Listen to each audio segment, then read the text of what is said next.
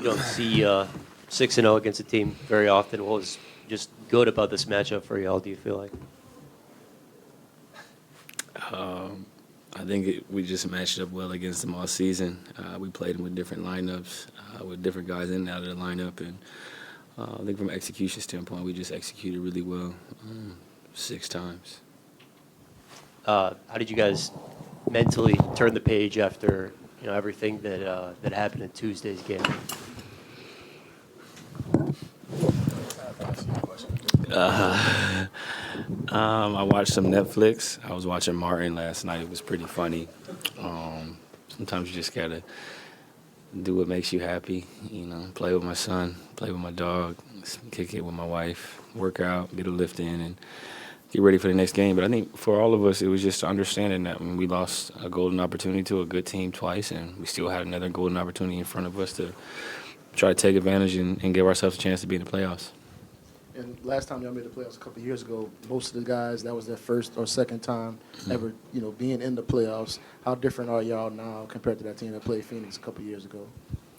I'll speak to. Is my mic? My mic. All right, whatever. I don't need it. Yeah, thank you. I'm good now? All right, cool.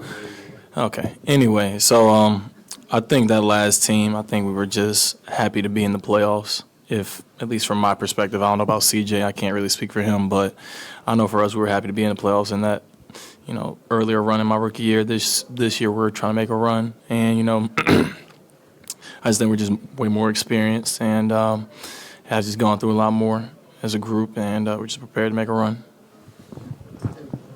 How much do you think it kind of changes y'all when Jose and Naji are, just causing havoc with that second group and just, creating turnovers and all that stuff? Yeah, no, they come in and they bring a lot of energy.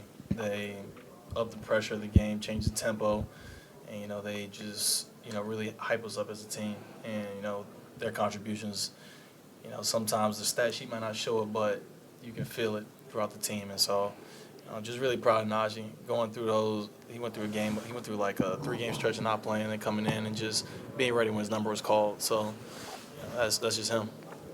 When this team's going through a little adversity, how has Willie sort of handled, just keeping you all steady, and how's he kind of navigated you all through that? Yeah, Willie's consistent. He's the same whether we're winning or losing. Obviously, the intensity of practice kind of shifts. Film sessions get more intense, and you get a better understanding of what he's trying to accomplish. But he's a former player, so he understands the moment. He understands the ebbs and flows of a season, the ups and the downs, and he knows that we all trying to compete and we all trying to win. I think he respects that. But at the end of the day, you're gonna follow the guidance of your coach and the temperament of your coach too. So if he panics, typically the players panic. And I think historically he's done a really good job of being even keel, even in the midst of chaos. Is there, OKC's a familiar opponent in the sense that they knocked you guys out to play in last year, and now you guys are meeting in the playoffs. Damn, that's the energy you're bringing into this. I feel if there's any energy from your guys in there. Are you approaching it from, hey, we want to maybe get something back here, or is it just another opponent in front of you? You got to prepare for it the same way. I would have preferred to have not had to play 2 meaningless games against the Lakers, and I would have preferred to have beaten the Spurs and clinched a a 6th seed and been able to work out and rest for a week. But it is what it is, and now we have a unique opportunity to play in the playoffs against a really good team. And I think for us, I've turned the page. What's done is done. This is a new team. This is a new situation for us collectively, a new situation for them. And I don't know. They won almost 60 games or 50-some games. They're a really good team playing at home, but MVP caliber player, a defensive player of the year type of guy, and then another guy in Jalen Williams, who's also really good. So I think for us, it's just another opportunity to get better and to play in the playoffs and compete at a high level. Trey, you spoke about the difference of 2 years ago as a group for you guys. What for you individually? How much do you look forward to this playoff opportunity? Compared to when you were a rookie, you were kind of just still getting your feet wet in the NBA at that point. Yeah, no, for sure. I probably had probably like 10 good games under my belt at that time, like before I started playing in the playoffs. And so now, like, I've got accustomed to the NBA game. I know how to contribute to winning, and now I'm just excited for the playoffs. I know that was some of the most fun basketball I ever played my rookie year when I was in the playoffs. And it's just so much attention to detail and so much focus on every possession. And, this is where, you really make a name for yourself and, try to put your team on the map and go far. If you guys touch on B.I.'s performance tonight, coming off of, 2 subpar performances for him. No, I thought he was aggressive. I think he had the right mentality coming into the game. Obviously he had been hurt and trying to reintegrate himself into the offense, into the flow of the game, conditioning-wise, rhythm-wise. And I think he had the right approach, getting downhill, making plays. Defensively, he was great. Got a couple of help side blocks. Was attentive on both sides of the ball, and I think he played a complete game. He didn't need to go get 40 or 50. He needed to just be solid, hit big shots, and get stops. And I think he did all of that, and just showed who he really is as a player. Trey, you kind of filled up the stat sheet in different categories tonight. Just did you know coming into this game that they're going to run you off the line a lot, so you might have to make your impact elsewhere? I had pretty good feeling they were going to run me off the line, me and CJ included.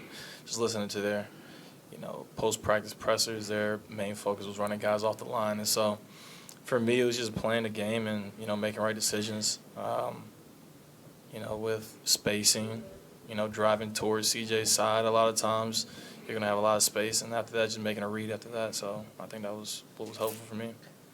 Going back to the playoffs from 2 years ago against Phoenix, it seemed like Larry at that point had only played like 8 or 9 games in the regular season, but he was huge in that series in a bunch of different games. You feel like tonight was kind of reminiscent of that as far as him just coming through in such a huge spot? He was all right. Am I supposed to comment? I thought Larry did a good job of taking up space, rebounding, creating extra possessions. I hope he's watching this. No, he's a player, man. He knows how to score in the pocket. He knows how to hit the weak side. He understands his role and how he can be successful. Obviously, defensive pressure on myself, B.I. is going to shift as the playoffs continues to evolve. There's going to be heavy pressure. Pockets going to be open, and I think he does a great job of finding his open windows and just being a really cerebral basketball player. JB had a really good night tonight. I think 19 and 12.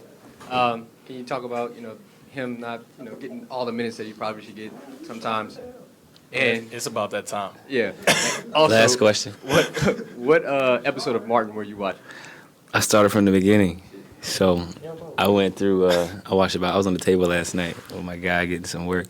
We went through about 6 episodes, and I just forgot how funny he was with the monologues. And just while we talk about Martin, one of my favorite episodes is the one where they celebrate the anniversary, and he thinks it's their anniversary, but it's the anniversary of him saying "I love you," and he doesn't get her a gift, and he's trying to figure out where he can get the gift from, and leaves her in the house for 2 hours, and goes and gets a gift for her. And I just thought it was hilarious. Martin, I'm the man. You're too young for that. All right. So, thank you, fellas.